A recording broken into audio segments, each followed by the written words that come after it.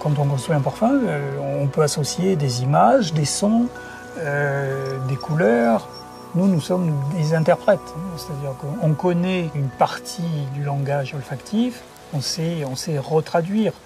Le langage olfactif, tout le monde le comprend, tout le monde sent, mais peu de gens savent le parler. Nous, on a la chance de savoir un peu le parler.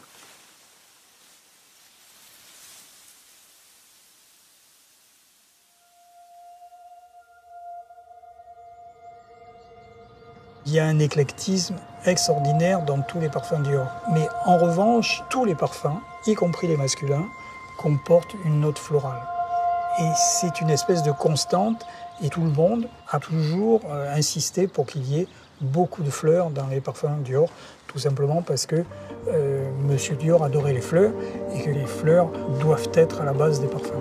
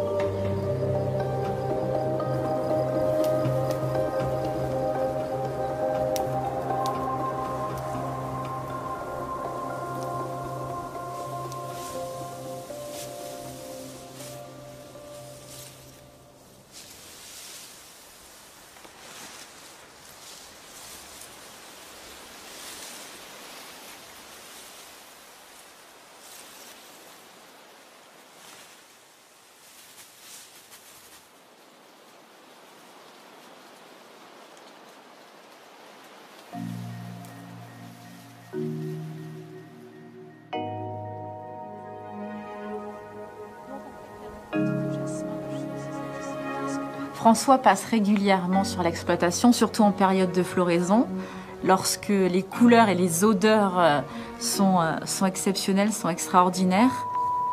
Il a tendance à mettre le nez dans les bannières, dans les sacs, à toucher les fleurs, à avoir ce contact un peu privilégié avec la matière première et avec les odeurs.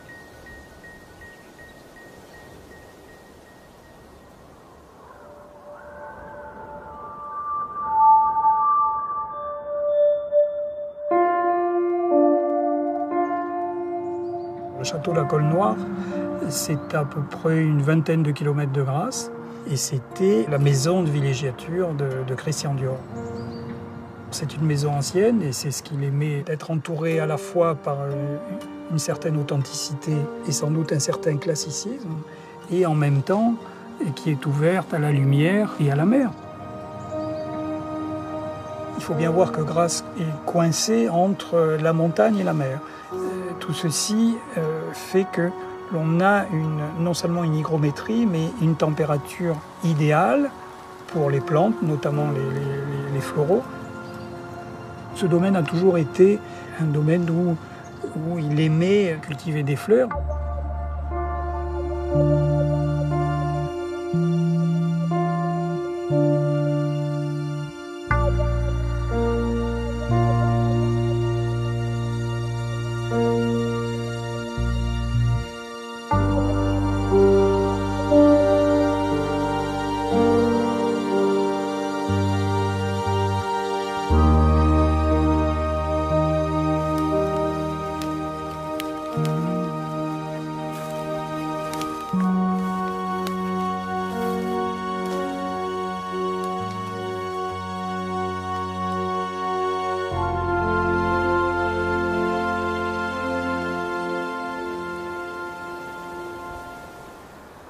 Qu'est-ce qui guide le choix d'utiliser des matières d'exception comme la rose de mai ou le jasmin de Grasse? C'est d'abord certainement leur aura, parce que ce sont des fleurs et des produits d'exception pour leur odeur sui generis, mais aussi justement pour cette dimension qu'elle donne à l'ensemble de la composition.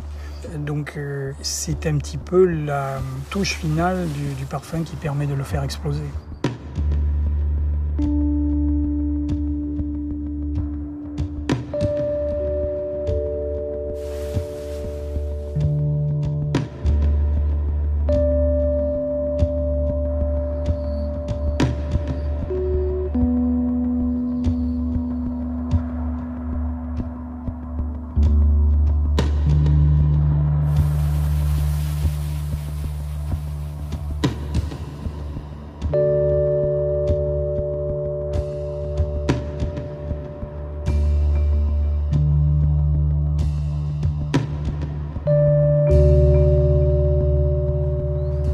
Et qu'est-ce que représente Grasse aujourd'hui?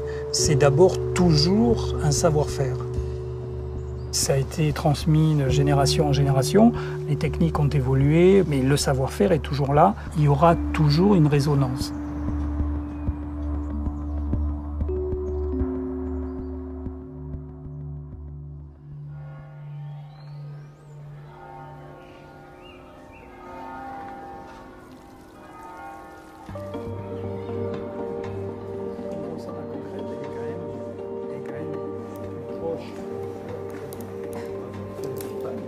On a des produits de plus en plus lourds, des côtés plus configurés. Côté fleuri, etc. Et beaucoup de classiques, quand il est fraîche, plus fleuri. C'est un véritable plaisir pour un parfumeur de pouvoir utiliser du jasmin pays. La richesse du terroir est irremplaçable. Il faut 10 000 fleurs de jasmin qu'on en ramasse une à une pour faire 1 kilo de fleurs de jasmin.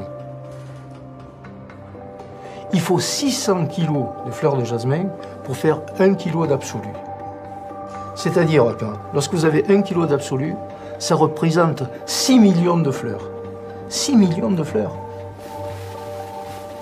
Ce qui est intéressant, c'est que de sentir le produit qu'a fait un parfumeur, c'est d'essayer de découvrir ce qu'il a fait.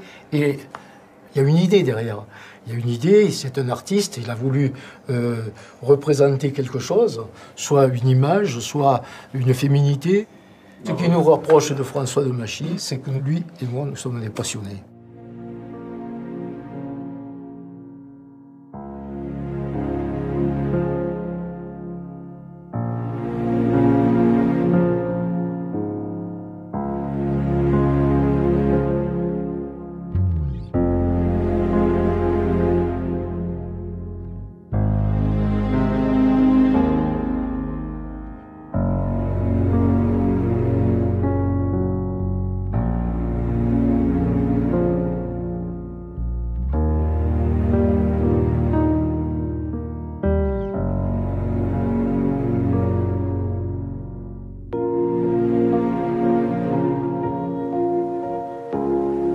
Il y a toujours quelque chose à découvrir dans les odeurs.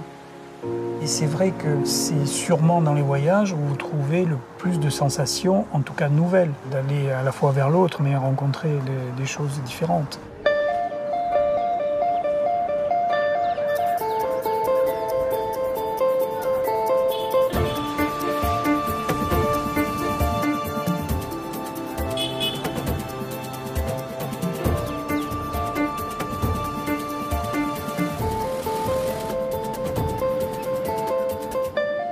Par exemple, j'aime beaucoup le marché aux fleurs en Inde parce qu'il y a non seulement le visuel, mais il y a toutes les odeurs, pas que les odeurs de fleurs, tout cet ensemble.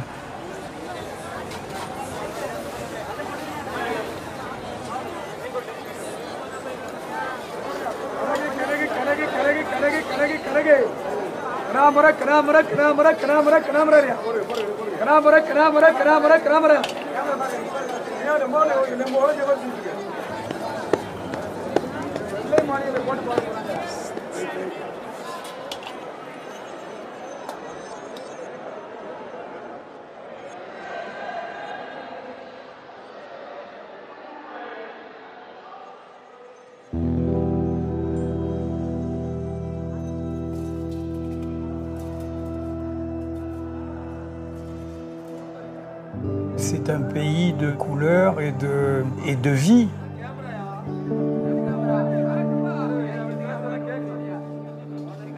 Toutes leurs cérémonies, que ce soit des cérémonies d'abord religieuses, comme offrandes, enfin, etc., mais même les cérémonies familiales, que ce soit des naissances, des mariages, la fleur fait partie de leur quotidien.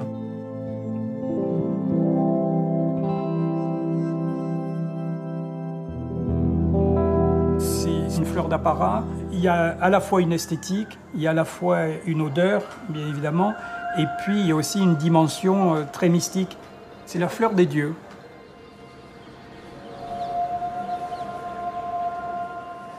Le jasmin sandak est une espèce de jasmin qui est quasi endémique à l'Inde. Et c'est grâce à J'adore que le jasmin sandak quelque part, a pris ses lettres de noblesse.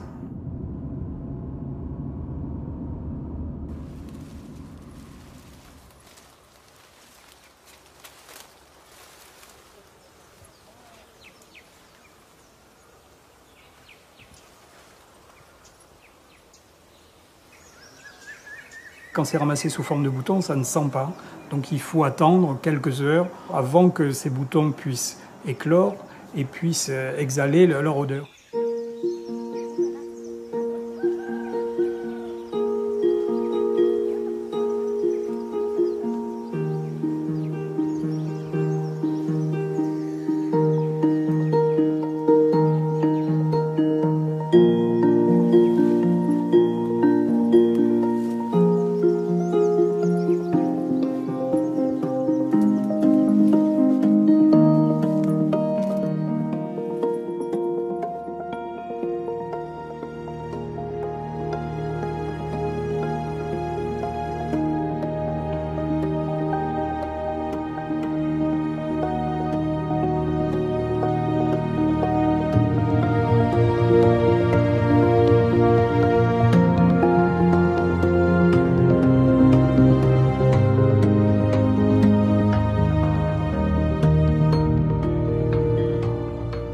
Ils sont livrés en milieu d'après-midi sous forme de boutons.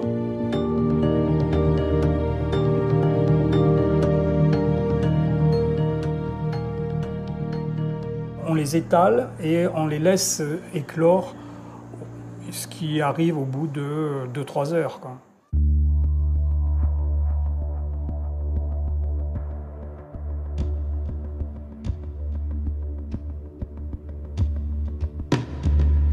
C'est vrai que comme beaucoup de fleurs, elles ont tendance à s'ouvrir le soir pour pouvoir exhaler le maximum d'odeur et pour pouvoir attirer les insectes afin d'être pollinisées plus facilement.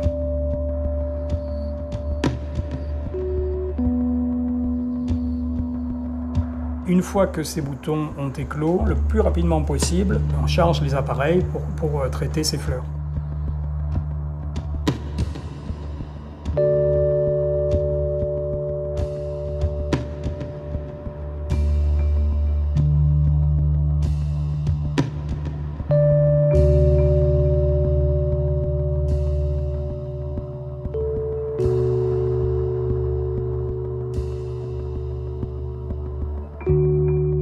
Tous ces produits-là demandent énormément de main-d'œuvre, énormément de travail, et il ne suffit pas d'avoir les fleurs, de faire pousser les fleurs, mais il faut aussi les transformer.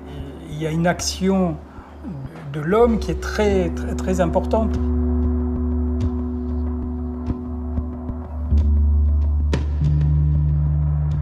C'est des rapports, il faut rencontrer les gens, il faut discuter, avoir des rapports, j'allais dire, de confiance, échanger des idées. C'est-à-dire, moi, je voudrais avoir une odeur un petit peu plus verte sur le jasmin sambac.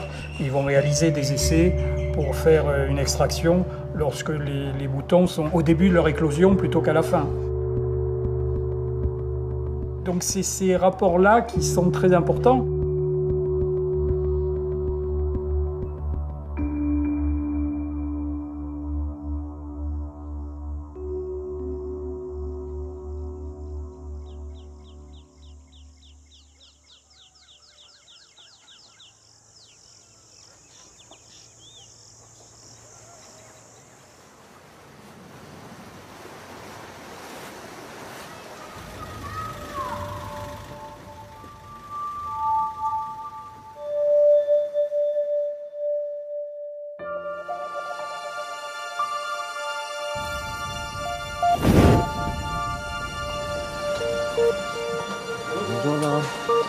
Tout mon travail au départ est un travail énormément lié au corps, très organique. Et c'est pour ça d'ailleurs que ce travail sur le parfum m'intéresse, parce que c'est un travail aussi lié au corps d'une autre façon. Pour moi, il y a une logique dans mon travail, cette idée de travailler sur l'idée du parfum, est quelque chose que j'avais envie de faire depuis longtemps. Dans ce projet, je ne suis pas parti de rien, je suis parti d'une forme très reconnaissable, je suis parti de cette idée de relire le travail d'autres créateurs avant moi. Murano maîtrise à merveille tous les levers sculptés, le verre qui est fait à la main. Et ça, il y a peu d'endroits au monde où on le travaille de cette façon. Que cette idée du souffle, du baiser du verrier, enfin, cette idée-là, ce côté très très sensuel, j'ai envie qu'on la ressente dans mes œuvres. Et donc c'est vraiment pour ça que je viens travailler ici, parce qu'ils ont ce savoir-faire qui est amplifié par leur maîtrise des couleurs.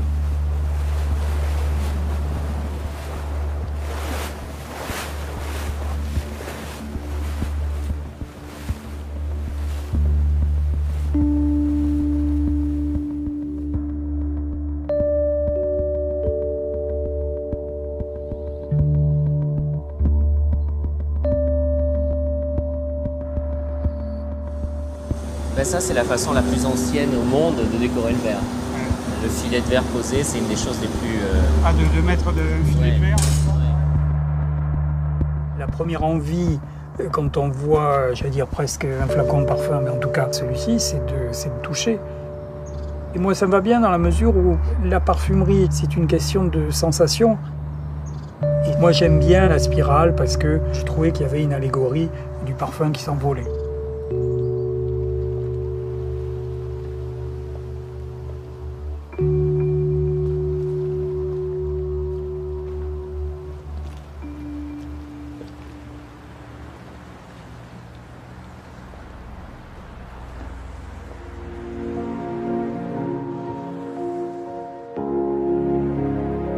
Le laboratoire de création pour un parfumeur, c'est en fait une banque de données. Et ces données sont soit des matières premières, plus souvent des extraits de ces matières premières ou des essences de ces matières premières. Il faut savoir que chez nous, on en a à peu près à notre disposition environ 2500. Mais en revanche, on travaille avec 600 qui sont référencés. Mais on a besoin de cette richesse. Et une des raisons des voyages, justement, c'est d'aller chercher les produits sur place, car les idées arrivent aussi sur place.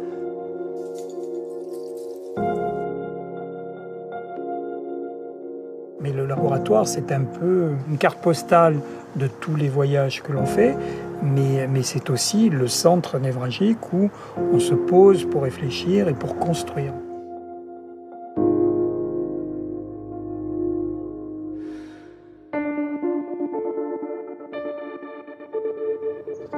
Le plus émouvant, c'est quand vous croisez une femme dans la rue qui porte votre parfum, autrement dit qui porte votre idée quelque part.